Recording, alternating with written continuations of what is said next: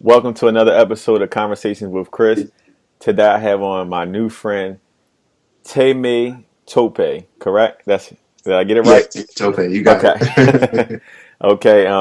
So you're a yoga instructor, and I wanted to speak on that because I'm definitely into yoga and reading about it and what it does for the mind and the body. And I just really want to, speak to someone who's into that lifestyle. So I want to talk to you about you. How did you get into that? Were you born into that lifestyle, or did you, make the transition yourself? Absolutely, yeah. Thanks, and a pleasure to be here. So as far as yoga, I definitely was not born into the into the practice or family. My parents are West African immigrants from other British colonizers, Nigeria, the Yoruba people, Okay. and actually grew up. I played football in high school, etc. The idea of doing yoga was um, super foreign to me. Like it was like crazy, not even like a prospect I thought. But I got into it about 5 or 6 years ago after a pretty profound spiritual experience, and I was told by someone to like check out yoga, Hmm. And when I went and checked it out, I was first amazed by just physically how difficult it was. I thought it was a really simple, easy thing. And then I was also very much touched by the spiritual aspect of it and the kind of mind, body, soul workout. Hmm. And I used to go to the gym like every day. I was benching 40 pounds, clean and jerk, squat. I was very big on like working out, and eventually yoga replaced all of that. And I can talk more about that later. But yeah, so it was definitely a later in life thing that happened. It was not and later in life being like 6, 7 years ago. Right. Uh, and yeah, it became a passion and something that I'm working on dedicating myself more and more to because the benefits have been so far-reaching and profound for me. That's awesome. One of the people that I look up to, that's heavily involved in the yoga lifestyle, which kind of brought me into the world, so to speak, was Russell Simmons.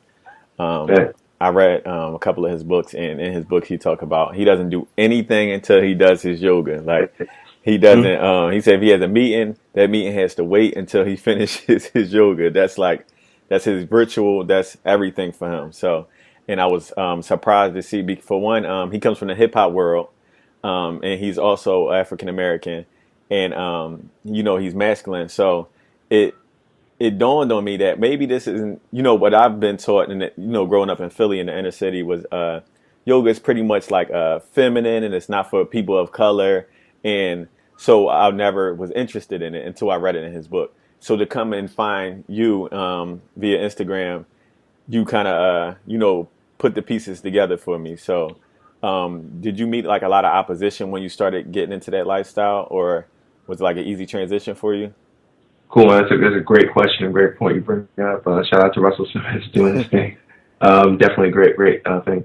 For me, I think I had similar. I came from a similar viewpoint as you, as far as there's more internal opposition. Right. You know what I'm saying? Like I was like, that's like a family. The girls do it, and like I lift weights. I want to build muscle. I'm not trying to be all skinny and flexible anyway. Right. Um, but similarly, there were other black males actually that kind of inspired me. Ricky Williams, he's a football player. He used to play for the UT, Texas, and Okay. he played in the NFL for a minute. Ricky Williams.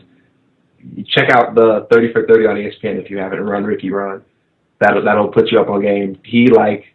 Man, he's one of my biggest inspirations for going to yoga. I mean, this is a pro NFL running back Wow. and he's a yoga teacher now. He's a yoga instructor now. Hmm. And like the way that he got into yoga and yoga changed his life and like the effect on him was that was major for me, man. I really watched it because I used to look up to him before he was into yoga when he was just a running back because I was a running back in high school in football. Oh, that's And great. so, yeah, and like man, he used it to like help beat addictions, to become a calmer person and still keep in shape and keep fit. And he's just one of the like gentlest souls, but still super strong and masculine. Right. Really like that kind of warrior persona, I think, of having like a calm but powerful, and mind. Right. And that was big. And then not to mention Kareem Abdul-Jabbar is a big proponent of yoga. LeBron James, is a Hmm. yoga guy. You know what I'm saying? So like, it's actually really spreading. It's really not. It's definitely a stereotype that's outdated. The idea of it not being like masculine or for people of color. For There's sure. a good amount of like high profile people of color, as well who are into it, and that was part of my inspiration for sure, Ricky Williams. So, but that whole opposition that I had internally was definitely like gone after one day of going to class. And like I remember I was next to a real slim, small girl next to me, and we were in downward facing dog.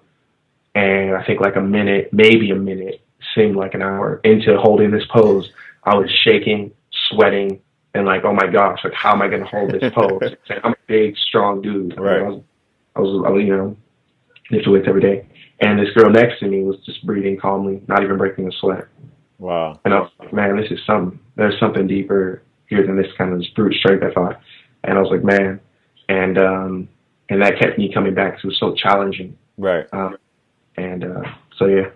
So, well, for one, what is your experience like with yoga? Like, what does it do for you, personally? I read a lot about, the effects that it has on, your frequencies that you emit, and your higher vibrations that you get, and you get more in tune with yourself and a more better spiritual connection.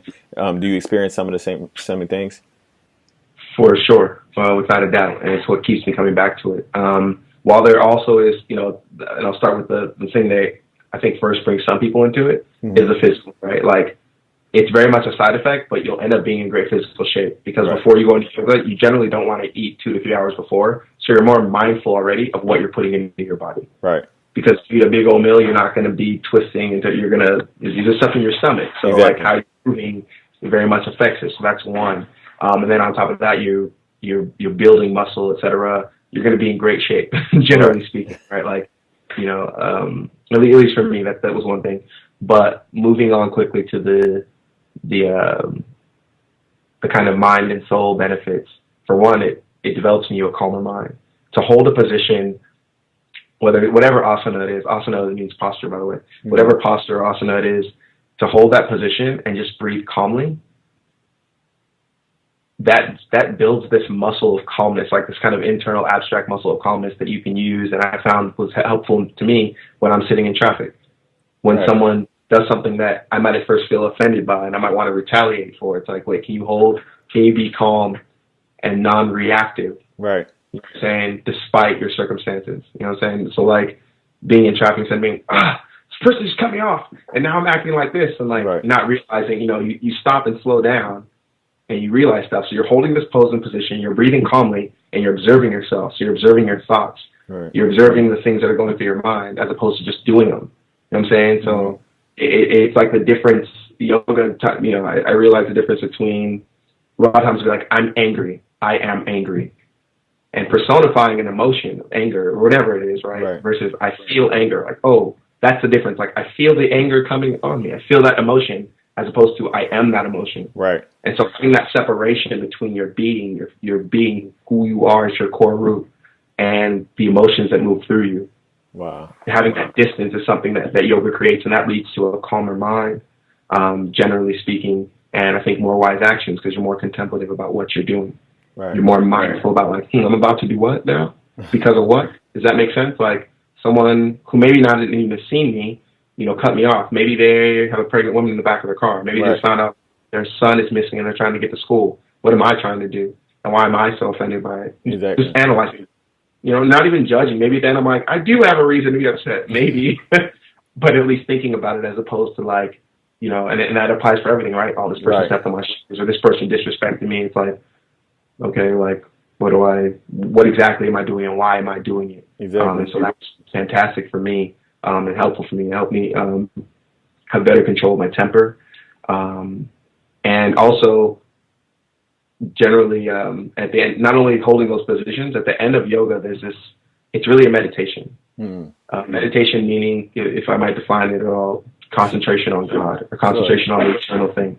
And that's what kind of, to be calm in all those situations, all those poses, you have to be anchored in something. Right. And to be anchored in the eternal peace, the thing that's there, whether you're there or not, the thing that's always steady, the thing that's always been, the eternal. Some people call it God, whatever. It's just always there, whether you have the word God or not, it is there. Exactly. That's the thing. And being in that, that's the highest vibration. That's the thing that all vibrations come out of. So being connected to that regularly when Mm-hmm. making that a practice just keeps your vibration Keep higher. You know what I'm saying? right, and it You might keeps you fall from it, balanced. you come back, and it keeps you balanced Right, because no matter what that doesn't change. right. You know what I'm saying? Like that thing that's always been does not change. Your emotions come and go. Mm-hmm. You know, you still might feel sad sometimes, but you still know that, and you still have that awareness of that there's this thing and this place you can always go to. So yoga is really like a refuge for me. Like I love going to it. It's like I don't necessarily like doing it when I'm in the middle of it. The poses are challenging, Right. but it's that practice, and that afterwards I always feel. I've never come out of yoga class and be like, man, I wish I didn't go. I always feel fantastic. It's like it's calming, you know, and gives you a power, an internal power to calm yourself. So it's not even like I have to go to the class to get calm. I just have to do the practice. Right. I just have to be still. You know what I'm saying? Maybe do a few breaths. Maybe I have to do the exercises to get to that stillness again or whatever. But I have methods. I have tools in my repertoire, and to be able to, and I know we're not necessarily there yet, but to be able to teach that, Mm-hmm. practice it myself, and then spread that, I think is one of the greatest. It's just a great thing. It's such a fun thing to do, and I think it can like improve our. We can literally raise the karmic coefficient, the vibration of like myself, and then communities that I'm in, the planet eventually. You know what I'm saying? Like, man, if we have that in communities where the vibration isn't so high, Mm-hmm. I mean, we're doing it. We're doing it from the inside out. Like we could change overnight places. Like literally, you know, the vibration will be different. You walk around and feel different, literally, and you affect people that you run into by your vibration. Your Right. vibration is so strong. You feel like when you see somebody, if you smile, Mm-hmm. it's hard not to smile. Exactly. Energy is contagious. It's contagious. Right. It's contagious. And the That's more powerful vibration it influences the weaker vibration. You know what I'm saying? So that's an it's awesome powerful. perspective. I wouldn't have thought of it like that from the outside looking in, so I'm glad you gave me that insight. Also, I feel like, as you were saying, that it keeps you connected to, you know, a higher power and being more aware, and also how the point about being in difficult positions and still maintaining your calm. I think that for us, especially in the inner cities, you know, where I come from, that's that could change everything. You know what I mean? Everything. And so I think that's Yeah. a wonderful practice, and I'm definitely going to get involved in it myself. Now, also, I know that you were speaking of you being more aware of what you put into your body and stuff as a result of being into yoga. So now you are vegan, correct? Yes, yes. I am very happily so. It's just one of the coolest things ever. And um, was that directly tied into you practicing your yoga? You know, that's funny. Not direct in the sense that it's not a requirement for yoga to be vegan at all. Right, And it's not like everybody who does yoga is vegan, not necessarily. right, But back to that, the thing that it creates, the idea of vibration and energy, frequency, vibration of your energy, and awareness, and where you put in your body. It's like it was just a natural offshoot, right? Because I'd be right, like, I'd eat meat and realize how I felt. Because I'd be watching my body, I'd be observing and be like, that doesn't feel good. right. At first, right? And I'd be like, I'll eat less of the stuff that doesn't make me feel good, which ended up naturally pushing me more towards like, you know, grains, Mm-hmm. fruits, vegetables. I'm not even a big vegetable fan. I never liked vegetables growing up, but even just fruits and like things that weren't meat, things that didn't have that. And then it later evolved, and so it was just like literally sitting in shavasana, which is corpse pose, which is like usually the end of most yoga classes. You're just laying on your back. Okay. Almost always. It's very standard practice to end a yoga practice on, you know, laying out for like 5 minutes and not doing anything. Right. And that kind of leads to that meditation, that awareness that we talked about. And so I think just naturally doing that more and more too, it also made me think about like, what's going on here? Like we have such a thing on this planet as a slaughterhouse. Like literally we have houses of slaughter Yeah. where innocent beings are led into, you know, they're animals, but they're beings. They definitely have the same spark of life that lets me move, Right. you know, which is what I'm concentrating on, right? If we're concentrating on God and like that source, the higher power, Right. and it's in the animals, we're bringing them into this place and we're like killing them. And then whatever, and most of these beings, and I end up watching a lot of documentaries too about it. I could tell you about some. Earthlings.com is one. Check out Earthlings if you I haven't. definitely checked that out last week. That's amazing. Bet, right? That changed Yeah, the whole game right there. it is. Um, and now I'm like, wait, so that energy that in these houses of slaughter, where beings are scared, in fear, etc. Hmm. And most of the time, we don't even want to watch it. You Yep. know, a lot of times you want to turn away. You don't want to Yep. ingest it visually. And so something I don't even want to ingest visually, and that has such a heavy, low vibration, it's Hmm. fear, murder, death. Why do I want to put that inside of my body? Exactly. Deep inside of me. I don't even want to look at it. I don't even want it in my eyes Right. on a screen. Why do I want to ingest it in my body? And what effect is that having on me? Exactly. And it just it just became clear. It wasn't even like if you're in yoga, you got to check this out. It was just like, And the more research I did, the more, on the nutrition aspects, etc., on the idea that we don't even need meat to live, and the fact that it is flesh and Right. blood. Like, you know what I'm saying? Flesh, usually you put dying flesh in a tomb. Yeah. Our bodies aren't tombs. Right. So it was, all of a sudden it was like, oh my goodness, what are we doing? This doesn't even really make sense. And it feels better when I avoid those foods. And I think it ties in as well with communities and vibrations and energy. Like, Hmm. we're not putting that energy in our bodies. And if that energy in our bodies is affecting us, which it probably is, everything that has an effect, cause an effect. Hmm. And would we even act differently towards one another if we didn't accept the wholesale murder of innocent beings, even if they're animals? If we Hmm. didn't even accept that, if that wasn't even like norm on our planet, would we accept people being killed like animals in the street? Exactly. Would, you know what I'm saying? Like, would we Right. even have a place for it? You know what Right. I'm saying? A lot of times in a lot of of these horrible genocides that have happened in the world, first they dehumanize the people into animal form. So they Hmm. call, like in the Hotel Rwanda, that movie, we talk about the Hutus and the Tutsis, I think, if I'm not mistaken. They call them cockroaches before they Right. go and kill those cockroaches. Yeah. Here in the United States, they used to call black people coons. Yep. Or So they could monkeys. go coon hunting. We're gonna get us some coons Yep. or Or monkey. monkeys, Yep. and then they could kill them. Hmm. You know what I'm saying? Or in the Holocaust, they would call Jews rats, Right. and then go. And, you know what I'm saying? So like, what if it was like, what's wrong with the rat? What's Hmm. wrong with the cockroach? Like, we don't kill, we don't slaughter things. So Right. who cares if they are like, even what I'm saying, like, not so much like not having that association of like, you animal. So animals are cool. Right. Animals are beings too, like, and not having that negative place. So that way there's no place to hide our hate. There's no place to put that murder and that death. Like right now, if it's an animal, okay, you can do whatever you want to it. But it's like, nah, what if we just If we get wipe rid that of out. all the Yeah. places where that's okay, where it's like, no, we have the slaughter of innocent beings is not cool, period. No Not matter what acceptable. form the divine takes, no matter what color the divine takes. We already got over the color thing, kind of, not really, Right. shout the Black Lives Matter. But what if it was even form? You know what I'm saying? Like, let's go Right. deeper than that. Like, if can we understand that it's a fractal pattern of the same thing that told people it was okay to kill black folks in the United States for whatever hundreds of years, and it was not a big thing. It's the same thing that's allowing us to kill animals Yep. right now. You know what I'm saying? And the same thing allowed us to kill other beings. It's like, no, everything has the divine in it. Everything has the spark of the divine in it. And at least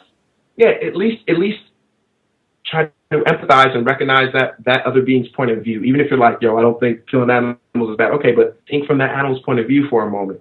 You know what I'm saying? Like a mother, even for milk, she has her baby taken away from her.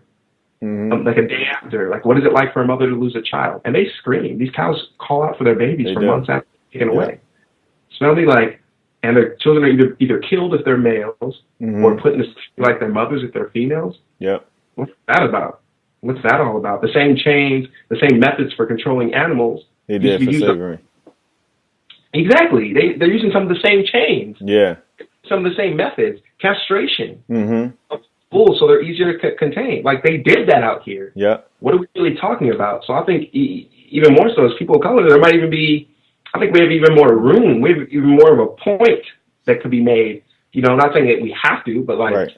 man, we could be like, slavery should not happen to anyone, period. Right. It's not just bad because it happened to us in the United States. It's bad, period, and like never again. Just like they have those Holocaust museums that are like, we're against genocide, period. Right. Like, it's so whack, like it shouldn't happen to nobody, and we're taking a stand against that. So like anywhere that's happening, we're speaking out against it. Right. So like, you're not going to put nobody in chains against their will, especially when it's not necessary. Like, Exactly. you don't have to drink a cow's milk. In fact, it's Exactly. kind of yeah, like you can drink almond milk, rice milk, hemp milk, soy Exactly. milk. There's so Well, many milk. I know, I agree. Also, I haven't been drinking. I mean, I have been drinking almond milk for like 2 years now.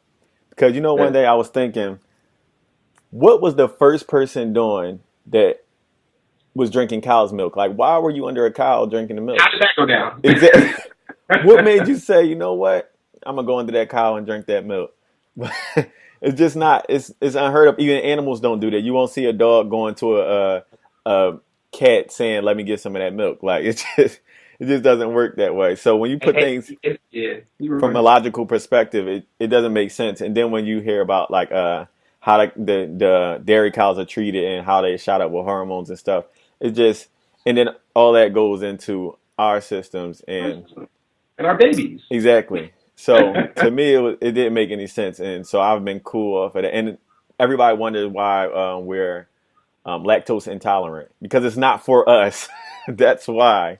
How come we're baby or cow milk intolerant? It's not ours. It's for Yeah, baby cows. And exactly. it's for not. I mean, there's so many levels to that. Like, even if I heard some stories, someone saying like, oh, there was a time where human beings couldn't find water, and so they were drinking cow's milk, or there might be corner cases of some animals adopting other baby animals when their parents had been like killed or something. Right. Sure, okay, but those are like those are circumstances which are like extreme, which calls for that. The idea that it's a norm and it's like treated as a norm like a Exactly. must is one of the heights of absurdity in our current society, but it's changing. Right. Um, and rightfully so. I thought the same things, man. It's wild. It's absolutely wild. But you were saying something then I forgot just now. That I was going to comment on. Um, What's the last thing you said? I'm sorry. about what was the guy thinking about when he went under the cow? Was it that? Yeah. Then you were talking about the almond milk you were drinking, and people were asking you something. Um, Oh, no. You got it. I'm sorry. You were talking about the that other animals don't drink other right. animals' milk. Right. And not only that, I think the big thing to note is we do it when we're babies. Yeah. Like for when babies are weaned off of milk, you know what I'm saying, in almost any mammalian, at mammal animal, Exactly. they're done when they're babies. Yeah. Like, so to be an adult and then go back to drinking milk and then the milk of another species is like super, there's like mad strikes against that. Like it doesn't Exactly. even, it's like not necessary. This milk it's intended, especially cow's milk, it's intended to turn a baby calf, a small baby animal, into Right. like multi-thousand-pound animal. Exactly. So a lot of cells got to grow. Like, why would we do that? Then we wonder why obesity or cancer, all this like rapid cell growth. Yep. Well, And these kids are 11 years old and looking 17 and stuff like that. well, we're taking in rapid growth hormones. Not only what we're injecting into the cows, but just the fact that it's milk for a cow. Yeah. It's like that's a big animal. I That's a agree. big animal. Why would Yeah. you want the growth hormones of the growth formula of a big animal that usually it only takes during its period of most intense growth? Exactly. Like, adult cows don't drink milk. Exactly. So like If I you heard it was said that the only reason we even ended up messing with cows for milk is because they're so docile. right. They're such like a loving animal. They're very so gentle. Even though they're such a big animal, they have horns. They're Right. very gentle. So they even allowed us to To do take their it. milk. So it's almost like doubly sad. It's not like some like big feat. It's like, oh, they were just the kindest animals and would let us mess with them like that. And so Right. we're taking advantage of them, treating them Horrible. horrible. Yeah. Treating them so like the violence perpetrated on the cows too. It would surprise you the way that they're treated like shit. No way to better put it. Like they're kicked, pushed, pulled. Like mother cows when they can't stand anymore because they're standing in their own feces on hard floors for like many years. They're like just like they use cow lifts, forklifts Yep. to lift To lift cows them and up. put them on. Yeah, and then when they're done with the 5 years of giving us their milk, and they're literally like the magic of bringing souls into the earth, to earth. That whole like the feminine power of creating life. Right. After we've manipulated that for 5 years, we send these animals to slaughter. They're not like, okay, thanks for everything you gave us, now you can live out your life. Like, now we're gonna eat you because Right. we're what? It's like whoa. And that alone, just on like the moral, that's the thing that keeps me in veganism, the moral compassionate component. Exactly. The idea of like, if we just treat them nicely, I don't care if it's good, even if it made me less healthy. Right. which it doesn't happen to do, actually is the opposite, Right. then I would do it because the suffering is like, no, we are like them. Can't we see our oneness with these other beings that come from the same Most High? Right. Let's not treat them like this. And that is, to me, is the strongest argument. And everything else is like, is cool too. Okay, oh, it's good for my health, good. Oh, it's Right. fantastic for the environment, good. That's nice too. You know, oh, now we have enough food to feed everyone because we're not feeding it to the cows to make milk. Right. And the water we have to feed a lactating mammal of that size to produce milk. Yeah. We actually save the planet. That's cool too. But first, it's the heart component Exactly. and the idea that we have love for others as ourselves. Exactly. You know, it falls into place there. That was definitely a huge perspective for me too. I'm always loved animals, and then I started thinking about it. Well, it's kind of like conflicting. How can I be a huge animal lover and still take part in, you know, this genocide, so to speak? And Yeah, 100%. you know what I mean? But I treat my dogs and my cat like royalty. So it was, you know, it was conflicting inside. So I definitely understand. Actually, ever since I saw Earthlings, I watched it on Saturday, and Oh, really? Just last Saturday? yeah, That's fantastic, man. yeah, And props for watching. A lot of people have to stop after about 5 minutes. yeah. The It's very really, first 5 minutes, I couldn't believe it. It was so graphic, but it was eye opening for me, and I know I had to watch it all the way through to really drive the message home. So after doing that, fantastic. I actually haven't ate any meat since. Now I've still done seafood only because I don't know too many vegan recipes and things like that. So I will, you know, transition, but I'm good off the meat right now. So I'm Yeah, not and take your time. Don't ever be too hard on yourself. It's all steps. You know what I'm saying? right. Steps of awareness. Like sometimes people like go too hard, and it's like wait. It's like we'll get there. Like we're coming from craziness. You know what I'm For saying? Like sure. killing babies. Like most of these animals are adolescents by the time we kill them because we're trying Yeah. to grow them really, really, really fast, and then Hmm.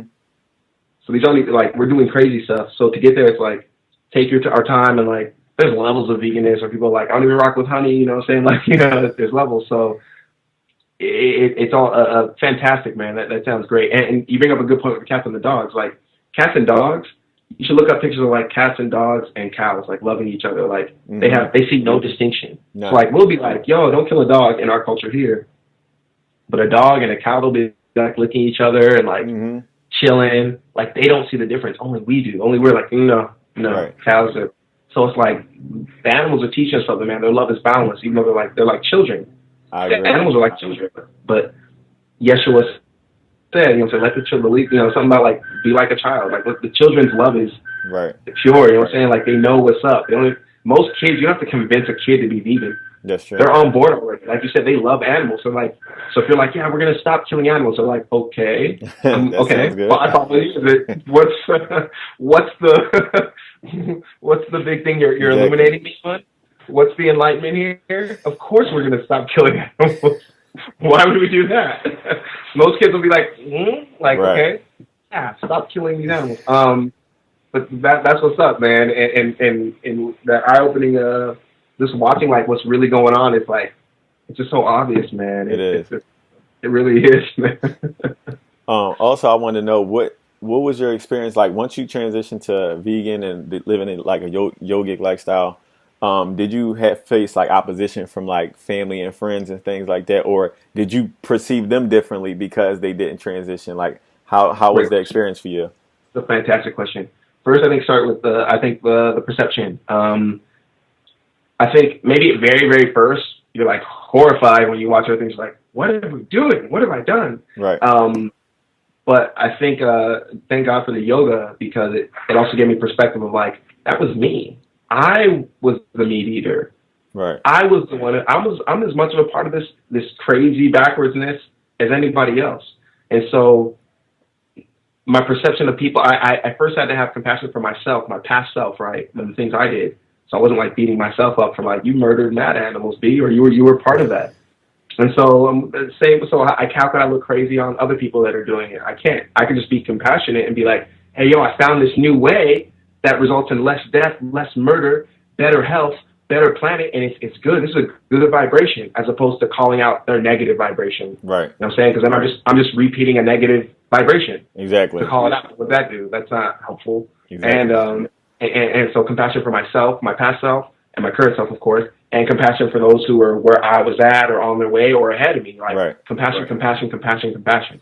That's the key. Love is the key. And so, in any state anybody was in, my perception of my parents or people who, or, who in my family who still ate meat wasn't different. If anything, it was just like, hey, I'll tell you about this thing, and like naturally me vibrating at that frequency of like the vegan thing just affected them. I think they became more mindful, you know what I'm saying, of eating meat and stuff like that.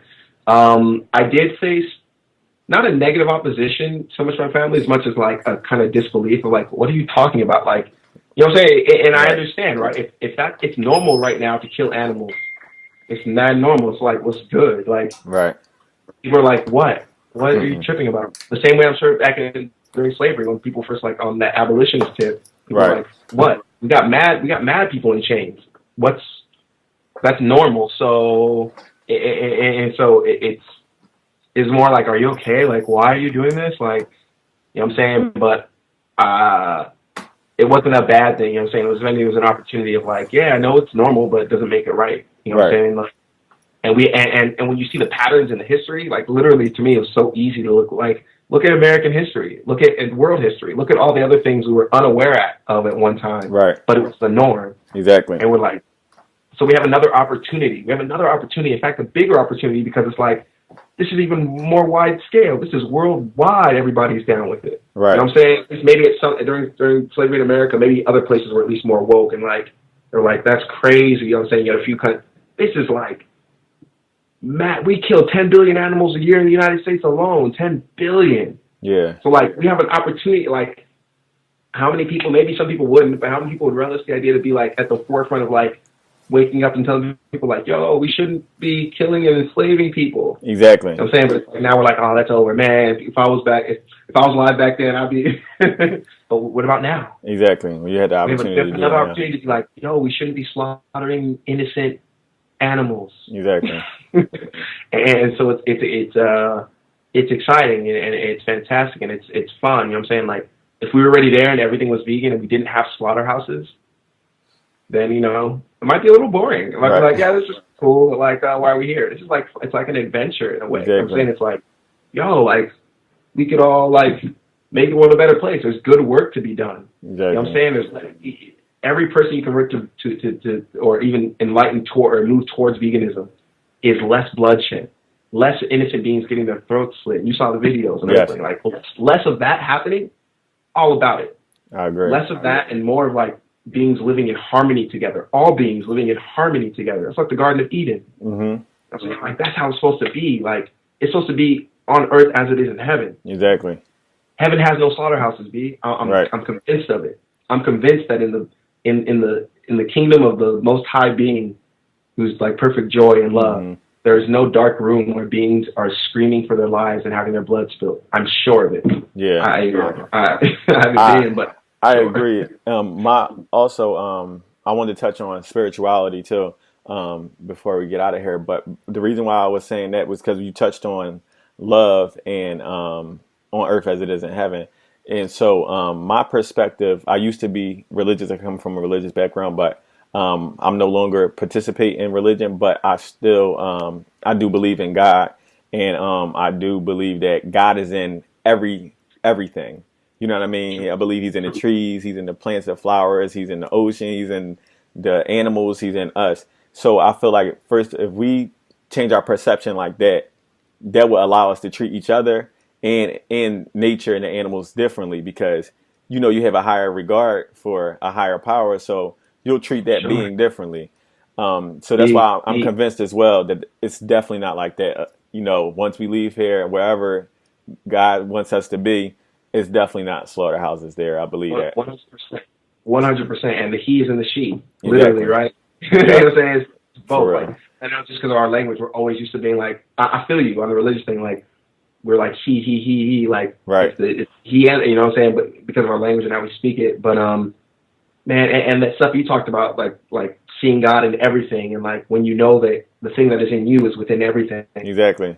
So that's what Namaste is something they say at the end of yoga a lot too. The light in me honors and sees the light in you. Exactly. It's the same idea. And when you know that, of course, like you'll treat, not only will you have a higher regard, you regard it as yourself. So I would treat I should treat everybody, every being, like they're my sibling, like they're my own limbs. The Right. way two hands meet under a faucet, one hand wash the other, both wash the face. Like that's how we should be treating each other. And if we do that, we wouldn't have war. We wouldn't, our misunderstandings would easily be smoothed over. Yep. We'd share with one another. We wouldn't have this fear of, oh, my resources, you're doing it, but there's enough. There's enough It for is. all of us. Yep. We just take care of each other. You know what I'm saying? And that's another reason why I teach yoga and do yoga. Like, it's taking care of myself, taking care of others like they are myself because they are. Right. You know what I'm saying? I Like, agree. you want the others as you are. Like, and that's the whole point of religion. You know what I'm saying? People get it twisted. Exactly. Because when you put religion and you're still doing the religious things, but you don't have the point of it, Exactly. then I would, everybody should fall away from it at that point because it's useless. Exactly. It has no real merit. Man. It Exactly. doesn't. What for? You know what I'm saying? But then when you realize the point of the religion, and then to me, then like, oh, I see why they were doing that religion thing. I see why and I can see how they came, how people fell away from it, Yeah. and how it got distorted for sure. But I know that the heart of the meaning of like, Yeah. All most of the. people who started religions weren't, you know what I'm saying? Like, for example, Yeshua called Jesus in anglicized form later, Mm-hmm. like, never wrote a thing down, didn't write a Bible, wasn't a Christian. Right. You know what I'm saying? Like, Muhammad was in the cave, you know what I'm saying? Right. Like, chilling dolo, you know what I'm saying? And Buddha was under a tree. Like, Exactly. and also think about too, Jesus went out to the desert for 40 days, 40 days, right? Or something Right. like that, in the desert, in the wilderness. Right. All these people were in stillness, in Mm-hmm. silence. Yep. When the revelations came and made the religion start. Exactly. They all came to that yogic place of like just being still Mm-hmm. and being aware. Like Yeah. they were doing yoga in a sense, you know what I'm saying? Like in a way you could say that. Like Yeah. they were in the stillness and then the revelations came. And then the enlightenment under the tree or the angel came and told them to write. You know what I'm saying? Forms Like of meditation. The meditation. Yep. Meditation. Be still, know that I am God. Like, and then all the revelations come, and you can write about it. You can make a religion about it, but it's about the revelation that came in the silence. Exactly. And it's about practicing the thing that takes you there. Exactly. Not just the words that people said about it. So exactly. It's related. It's related. You know what I'm saying? Like the religion is not separate from it, but you can see how it could get the same way. Even as a yogi right now, I'm talking all this spiritual stuff. Like sometimes I could forget, and if I forget, then all my actions become whack too, like a bad religion. Right. But then it's all about remembering and going back and remembering. Exactly. And remembering. So you just do it. You make it a practice. So you go every day. You do it. Whether it's prayer, meditation. Yoga is a form of meditation, which is a form of prayer to me. Right. So it's all tied up. You know what I'm saying? Like some people, when you introduce yoga, you want to be like careful about calling it a religion, whatever. It's not a religion technically, but it's all tied up. You can't get away from it. Exactly. God is in everything. Because all of the foundations of it is all the same, you know. Exactly. Which is a beautiful thing too, because then it's like, oh wait, so the whole idea of like fighting over religion is really dumb. Because when you get to the core, you realize we came out of the same thing, and that fighting over religion is why people don't even want to rock with religion a lot of the time. Oh man, this is a misunderstanding. Exactly. So I think today you definitely shedded a lot of light and perspective on living a yoga lifestyle, and as well as veganism, and especially for people of color, because it's good to see a person like you of your stature that fully participates and engulfs yourself in that lifestyle. And you're a good example, you know what I mean, for a lot of people, especially young African American people or people of color who may think that, oh, this is, it's not for me. Well, really it is. It's for all of us. It's all for all of us, man. Exactly. So I think you really drive that message home, and I appreciate you, man. A pleasure, brother. Total pleasure, man. Thanks for hitting me up, man. And anytime you want to hit up on any of these, topics or anything that's relevant to this whole cause of just spreading more positivity, more culture. You know what I'm saying? Absolutely. Let me know, man. It's a good look for everyone. For sure. Also, before we get out of here, I always tell everybody to shout out your social networks and email address or whatever, just in case people have questions or they want to support you in some way. Definitely, you can put them out. Appreciate it, man. Yeah, no, definitely. Keep me at Temitope Yoga, TemitopeYoga.com, or just at Temitope Yoga. So I can put up a postcard here. If you can see that, maybe it's very pixelated. I don't think I can see it, but I'll definitely add it when I upload it. Yeah, Temitope Yoga. Okay. Temitope Yoga. I'm on the gram. Um, and it's temitopeyoga.com if you want to, if you're more interested in yoga and on some levels. I posted some stuff here and there. Right. Yeah, it'd be fantastic, man. I appreciate For it. sure. I appreciate you, brother. Talk to you All right. soon. Peace. No doubt. Namaste. Namaste. All right, go.